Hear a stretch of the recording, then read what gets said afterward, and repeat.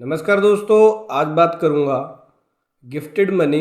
अगर कोई पेरेंट्स या रिलेटिव गिफ्टेड मनी अपने एनआरआई सन या डॉटर को दे रही है तो क्या वह टैक्सेबल होगा इंडिया में? इसकी टैक्सेबिलिटी क्या होगी?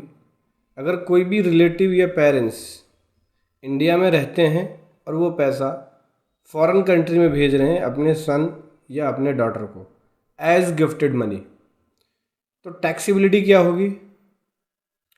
दोनों साइड बताऊंगा, पेरेंट्स और रिलेटिव्स की, और जो सन है या डॉटर है उसको, या कोई भी अदर रिलेटिव है उसको अगर रिसीव हो रहा है मनी इंडिया से तो क्या कंप्लाइंसेस होंगे, क्या टैक्सेबल होगा या नहीं, डिटेल में बात करेंगे। उससे पहले बताना चाहूँगा, जो भी भाई बंधु मेरे चैनल पे पहली बार है, इस वीडियो को पहली बार देख रहे हैं, जिन्होंने अभी तक सब्सक्राइब नहीं किया सब्सक्राइब कर लीजिए, साथ ही साथ बेल आइकन पे भी क्लिक कर लीजिए ताकि इस तरह का कंटेंट आपको मिलता रहे। तो दोस्तों, जो गिफ्ट है, गिफ्टेड मनी है, इंडिया के अंदर टैक्सेबल कब है और कौन से प्रोविज़न के अंदर है? तो इसके लिए आप देख सकते हैं सेक्शन 56 सबसेक्शन 2 क्लोज 10, जहाँ बोलता है कि कोई भी मनी रिसीव हो रही है विदाउट कंसिडरेशन, मतलब कि गिफ्टेड, टैक्सेबल होगा in the hand of recipient, यानी रेसिपिएंट जो रिसीव कर रहा है उसके हाथ में टैक्सेबल होगा। अगर अमाउंट गिफ्टेड मनी 50,000 रुपये से क्रॉस हो जाता है तो वो टैक्सेबल हो जाएगा। लेकिन यहाँ पे एक्सेप्शन है कि अगर गिफ्ट रिसीव कर रहा है रिलेटिव तो वो फुल्ली एग्जेम्प्ट होगा इरिस्पेक्टिव ऑफ द अमाउंट, मतलब अमाउंट को ध्यान में ना रखते हुए, यानी कोई भी लिमिट नहीं है एग्जेम्पशन की कि अगर रिलेटिव से रिसीव हुआ है गिफ्टेड मनी या गिफ्ट रिसीव हुआ है तो वो फुल्ली एग्जाम्ड होगा, और रिलेटिव से एक्सीड नहीं, और रिलेटिव से रिसीव नहीं हुआ है तो 50,000 की लिमिट है, 50,000 के ऊपर जाते ही टैक्सेबल हो जाएगी गिफ्ट। अब क्वेश्चन ये आता है, पहले ये समझ लो कि रिलेटिव में कौन कौन से रिलेटिव इंक्लूड्स होते हैं, जैसे father, mother, spouse, brother, sister. So अगर पेरेंट्स गिफ्ट मनी भेजते हैं अपने सन को तो वो फुल्ली एग्जाम्प्ट होगा इंडिया के अंदर। हाँ जी दोस्तों, टैक्सेबल नहीं होगा। देखो, एनआरआई सन जो कि नॉन रेजिडेंट है, तो इंडिया में अगर पेरेंट्स से रिसीव हुई है मनी तो उस सन की जो इनकम होगी वो एग्जाम्प्ट होगी गिफ्टेड इनकम।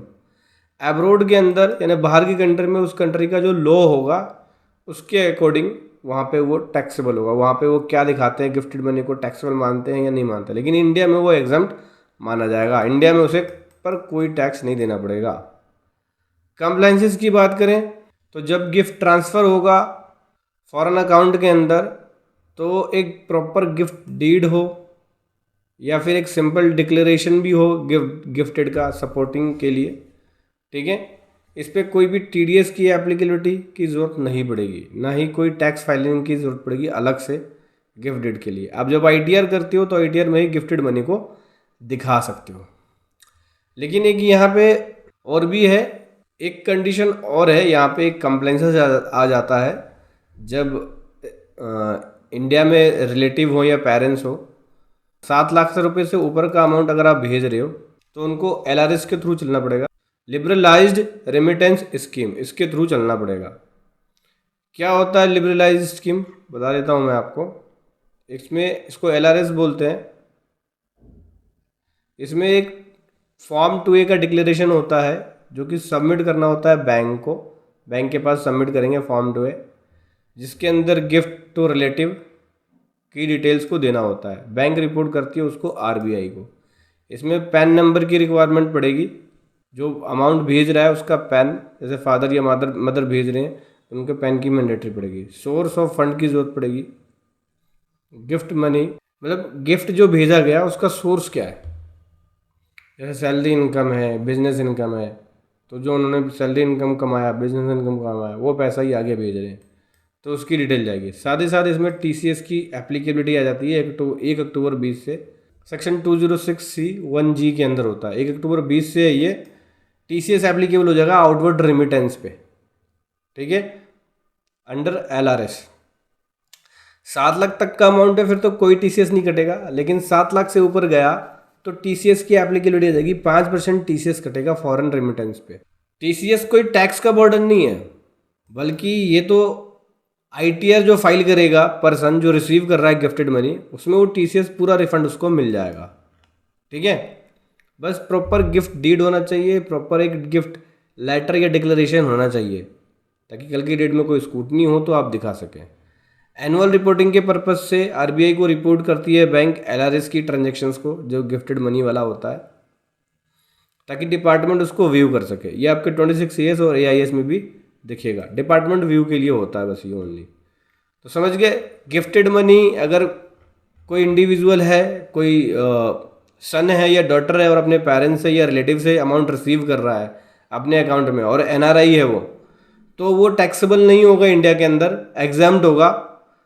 लेकिन जो इंडिया के अंदर पेरेंट्स अमाउंट भेज रहे हैं उनके पास 7 लाख तक की लिमिट है, 7 लाख तक तो कोई दिक्कत नहीं है। 7 लाख से क्रॉस हो गया तो टीसीएस की एप्लीकेबिलिटी आएगी। 206C के अंदर टीसीएस काटना होगा, टाइमली टीसीएस गवर्नमेंट को जमा कराना होगा पेरेंट्स को, ठीक है, और साथ ही साथ टीसीएस का सर्टिफिकेट इश्यू करेंगे, और जिसको गिफ्टेड मनी भेज रहे हैं उसका पैन नंबर टीसीएस रिटर्न में डिक्लेयर करेंगे। बाद में सन या डॉटर अपनी आईटीआर फाइल करके उस तरह के टीसीएस अमाउंट को क्लेम कर सकते हैं। तो ये प्रोसेस होता है अगर गिफ्टेड मनी आप बाहर किसी कंट्री में अपने सन या डॉटर को भेज रहे हैं तो। वीडियो कैसी लगी ज़रूर बताएं। Thank you so much. जय हिंद, वंदे मातरम।